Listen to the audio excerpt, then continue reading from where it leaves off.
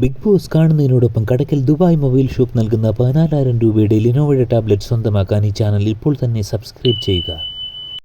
Big boss Malayalam 6ന്റെ ഏറ്റവും പുതിയ അപ്ഡേറ്റിലേക്ക് സ്വാഗതം. ഒരുപക്ഷെ ഏറ്റവും അധികം പ്രേക്ഷകർ സിജോ ഔട്ടായതിനു ശേഷം കാത്തിരിക്കുന്നത് അടുത്ത ഒരു എവിക്ഷനിലൂടെ ഒരാൾ കൂടി പുറത്തു പോയാലാണ് ഫൈനൽ 5 സെറ്റാവുക. സോ ഓൾമോസ്റ്റ് ഒരു 99% ആൾക്കാരും ഒരാൾ പുറത്തു പോകും, അതൊരുപക്ഷെ ശ്രീധുവോ ഋഷിയോ ആയിരിക്കാം എന്ന ചിന്താഗതിയിലാണ് ഉണ്ടായിരുന്നത്.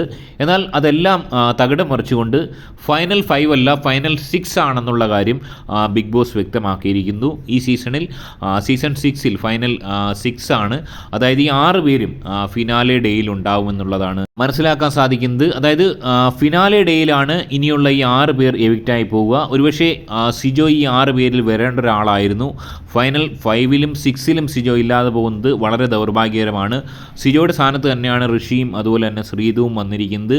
എന്നാൽ ഈ ഒരു സീസൺ 6ലെ ഒരു ഫൈനൽ 6 കൊണ്ട് വലിയ കോട്ടം ഉണ്ടാവാൻ പോകുന്നത് ആക്ച്വലി അർജുനാണ്.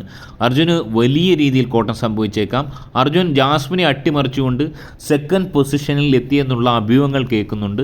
എന്നാൽ ശ്രീധു ഒരുപക്ഷെ മിഡ് വീക്ക് എവിക്ഷനിലൂടെ പുറത്ത് പോയിരുന്നെങ്കിൽ തീർച്ചയായും അത് അർജുന് ഗുണം ചെയ്യുമായിരുന്നു. ശ്രീധുവിനെ പുറത്താക്കിയതിന് ശേഷം ഒരു ഫൈനൽ 5 സെറ്റ് ചെയ്യുകയാണെങ്കിൽ തീർച്ചയായും നല്ല രീതിയിൽ കോമ്പറ്റീറ്റ് ചെയ്യാൻ അർജുന് സാധിക്കുമായിരുന്നു.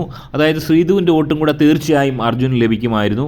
നിലവിൽ ശ്രീധു കൂടെ നിൽക്കുമ്പോൾ ശ്രീധുവിനും അർജുനും വോട്ട് ചെയ്യേണ്ടായി വരുന്നു. സോ ശ്രീധുവിൻ്റെ അർജുൻ്റെ വോട്ട് സ്പ്ലിറ്റ് ആവാനാണ് ചാൻസ്. വലിയൊരു ഭാഗം ആളുകൾ അർജുൻ ഒരുപക്ഷെ വിന്നർ ആയേക്കാമെന്നുള്ള സൂചനകൾ നൽകിയിരുന്നു. ഇനി അങ്ങനെ ഒരു ചാൻസ് ഇല്ല എന്നുള്ളതാണ് വാസ്തവം. ശ്രീധു മിഡ് വീക്ക് എവിക്ഷനിലൂടെയോ അല്ലാതെയോ പുറത്തു പോയിരുന്നെങ്കിൽ തീർച്ചയായും അർജുന് ഒരു സാധ്യത ഉണ്ടായിരുന്നു. ഇനി ജിൻഡോയ്ക്ക് തന്നെയാണ് അവിടെ ചാൻസ്. ജിൻഡോയുടെ തൊട്ട് താഴെയായി ജാസ്മിൻ നിൽക്കുന്നുണ്ട്. ജാസ്മിനും ജിൻഡോയും തമ്മിലുള്ള ഒരു വലിയ കോമ്പറ്റീഷൻ മാത്രമാണ് ഇനി ബാക്കിയുള്ളത്.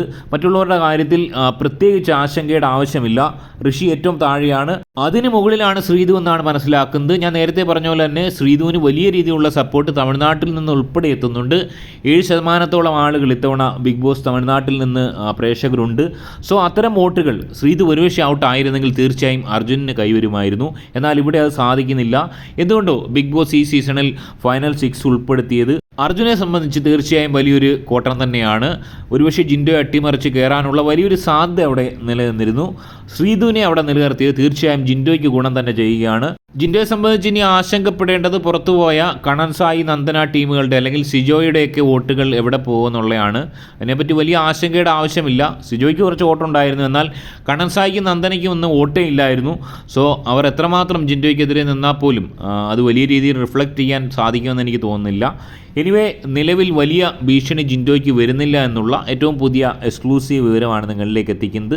അതിന് പ്രധാന കാരണം ശ്രീധു പുറത്ത് പോകുന്നില്ല, മിഡ് വീക്ക് എവിക്ഷൻ ഇല്ല, ഫൈനൽ 6 സെറ്റായിരിക്കുന്നു. സോ ജിൻഡോയുടെ ആരാധകർക്ക് ഇത് വലിയ ആശ്വാസമാണ്. എനിവേ എല്ലാവരും ഹോട്ട്സ്റ്റാറിൽ തന്നെ വോട്ട് ചെയ്യാൻ ശ്രമിക്കുക. നിങ്ങളുടെ അഭിപ്രായം കമൻറ്റായി രേഖപ്പെടുത്തുക. മറ്റൊരു വീഡിയോ ആയിട്ട് കാണാം. ബൈ.